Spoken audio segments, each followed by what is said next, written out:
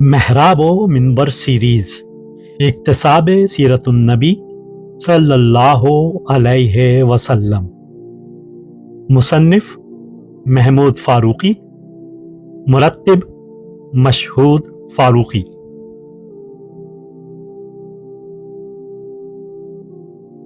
آٹھواں حصہ ہجرت و غزوات اور قیام ریاست اسلامی، مصنف محمود فاروقی، مرتب مشہود فاروقی۔ آٹھواں باب جہاد زندگانی، یقین محکم عمل پہم محبت فاتح عالم۔ مدینہ کے شہریوں کی لغت میں اسلام سخت کوشی کا نام تھا۔ تحریر محمود فاروقی، آواز و پیشکش مشہود فاروقی۔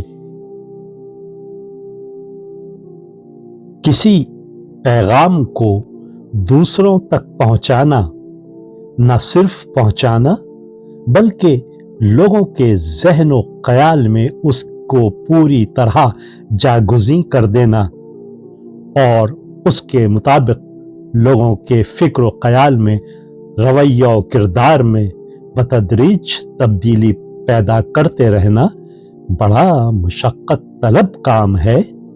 پھر جب کہ سارا ماحول مخالف ہو اور زمین و آسمان سخت ہو چکے ہوں، جمائے تصورات، برسوں سے مروجہ اعتقادات اور نظریات کے خلاف ایک نیا خیال، ایک نئے نظریے کی پود لگاتے چلے جانا، اور وہ بھی مخالف زمین میں، کوئی آسان کام تو نہیں۔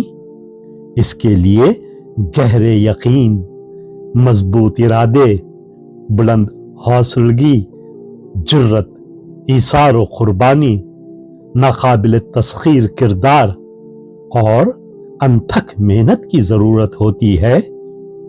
زندگیاں بنانے کے لیے زندگی کو قربان کر دینے، اپنے آپ کو تج دینے، لذتوں سے کنارہ کش ہو جانے اور نہایت سخت کوش بننے کی ضرورت ہوتی ہے۔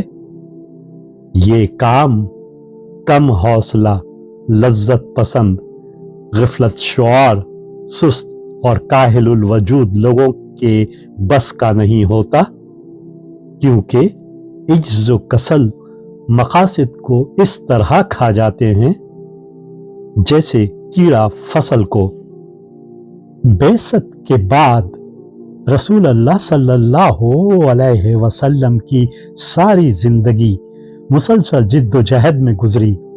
جس کلمہ حق کی تبلیغ و اشاعت آپ کے ذمے کر دی گئی تھی، آپ نے اس کی ذمہ داریوں کو کمال خوبی سے سر انجام دیا۔ مکہ کی 12 سالہ زندگی میں ایسی انتھک محنت کی کہ اس کی مثال نہیں ملتی۔ مکہ کی گلیوں میں آپ انسانوں کی تلاش میں نکلے، بازاروں، میلوں، ٹھیلوں میں اپنی بات سناتے پھرے، حج پر آنے والے زائرین تک کلمہ خیر پہنچانے کے لیے خیمہ خیمہ گھومتے رہے، شب و روز اسی فکر اور اسی ادھیڑ بند میں لگے رہے، پھر اس راہ حق میں سختیاں جھیلیں، فاقے کیے، رات کی نیند دن کا چین حرام کر لیا، اور آہستہ آہستہ مخالف کیمپ سے کام کے آدمیوں کو اس طرح چھانٹتے رہے جیسے محنت کش دہقان دانہ دانہ چن کر خرمن جمع کرتا ہے۔ پھر وہ دور آیا کہ وطن کی سرزمین تنگ ہو گئی، قاتلوں کے نرغے سے جان بچا کر ایک اجنبی شہر کی طرف کوچ کرنا پڑا۔ مدینہ میں قدم جمانے کے لیے زمین مل گئی، مگر کام پہلے سے کہیں زیادہ بڑھ گیا، ذمہ داریوں میں دگنا تگنا اضافہ ہو گیا۔ اسلام کی تحریک میں داخل ہونے والے نو آموز جوانوں کی زندگی کو سنوارنے، ایک نئے کردار کو ابھارنے اور ایک اچھوتے معاشرے کو وجود میں لانے اور ایک نئی تہذیب کو پروان چڑھانے کا کام، ایک نیا آسمان اور ایک نئی زمین بنانے کا کام تھا، جس کے لیے رات دن کی توجہ اور ہمہ وقت کی کدوکاش کی ضرورت تھی۔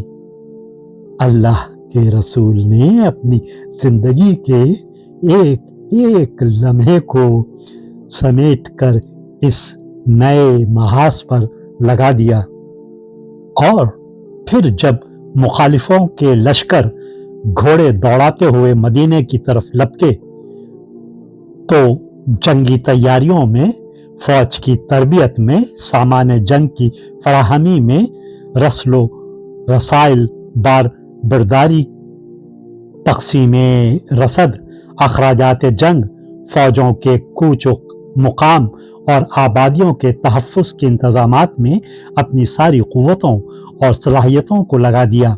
زمانہ جنگ میں مصروفیات مسائل کے جنگل تھے، جن میں سے کامیابی کی راہ نکالنے کی ذمہ داری دوش رسالت پر تھی۔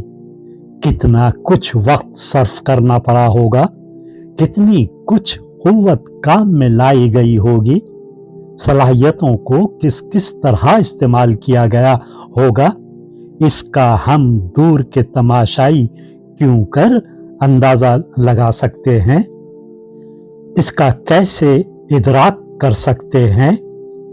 پھر ان ساری مصروفیات میں اور اہم مشغلوں میں اس مقصد حیات کو تحریک کی اصل اسپرٹ کے ساتھ اپنے ساتھیوں میں زندہ و برقرار رکھنا، ان کے دلوں میں خدا کی محبت اور خوف آخرت کی تمنا و طلب کے چراغ جلاتے رہنا، محاذ جنگ پر جانے والے سپاہیوں میں یہ حوصلہ پیدا کرنا کہ وہ مرغوبات نفس اور زندگی کی آسائشوں کو ٹھوکر مار کر دیوانہ وار موت کی طرف لپ کے چلے جائیں، بڑی جانکاری اور دیدہ ریزی کا کام تھا۔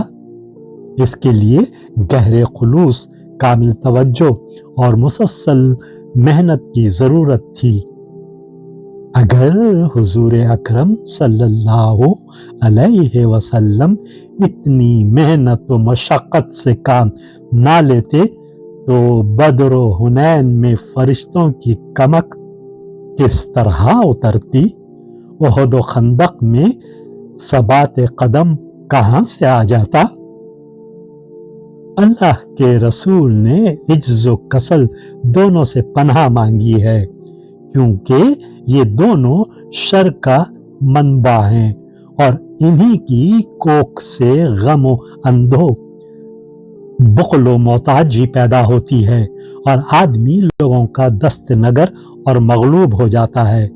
وہ خوش فہمیوں، خیالی منصوبوں اور مریضانہ آرزوؤں کے نشے میں مدہوش پڑا رہتا ہے اور اس سے کچھ کرتے بند نہیں پڑتا۔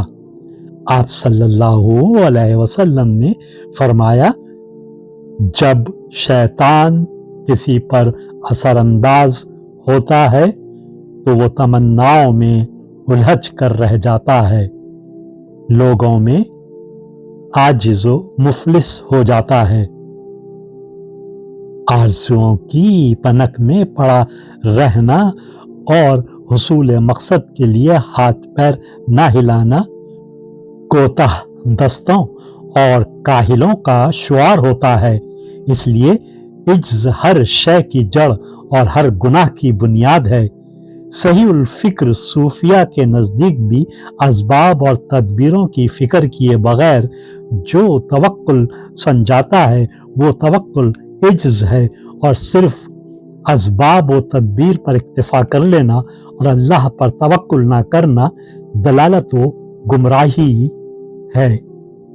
اللہ کے رسول صلی اللہ علیہ وسلم جب اپنی ساری تدبیریں کر لیتے اور ہر طرح کے انتظام سے مطمئن ہو جاتے تو وہ بارگاہ الہی میں دست بدعا ہوتے کہ मालिक जो कुछ हम कर सकते थे हमने कर लिया है, अब जो कुछ तू अता करना चाहे अता फरमा दे। अल्लाह के रसूल की सारी जिंदगी तादम आखिर मेहनत व मुशक्क़त की सही और तदबीर की हरकत व अमल की जिंदगी थी। मदीना के शहरियों की लुगत में इस्लाम सख्त कोशी का नाम था, तन आसानी का नहीं। दीन हक वक्त गुजारने का मशगला नहीं, वक्त को बरतने की हमगीर मुहिम थी। एक एक पल एक एक घड़ी को बरतने की और कुव्वतों और सलाहियतों को रिमिक रिमिक खर्च करने की, इतनी कुछ तैयारी कर लेने और अपनी सारी कुव्वतों को हक के लिए जमा कर देने के बाद जब लब हिले और अल्लाह की बारगाह में मदद की दरख्वास्त और हस्बी अल्लाह व नेमुल वकील की अर्जदाश्त पेश की तो आसमानों के दरवाजे खुल गए और अल्लाह की मदद अल्लाह के बंदों के लिए ऊपर से भी आई, नीचे से भी आई, दाएं से भी और बाएं से भी। और मालूम हो गया कि तवक्कुल मेहनत का रदीफ है, तन आसानियों और खुश फहमियों का रफीक नहीं। वीडियो देखने के बाद चैनल को सब्सक्राइब करना ना भूलें और ताज़ा तरीन अपडेट्स के लिए घंटी के बटन को ज़रूर दबाएं ताकि हमारे मुनफरिद और पुरअसर पैगामात आप तक पहुंचते रहें। और अगर लाइक करें तो अपने दोस्तों के साथ शेयर करें। शुक्रिया।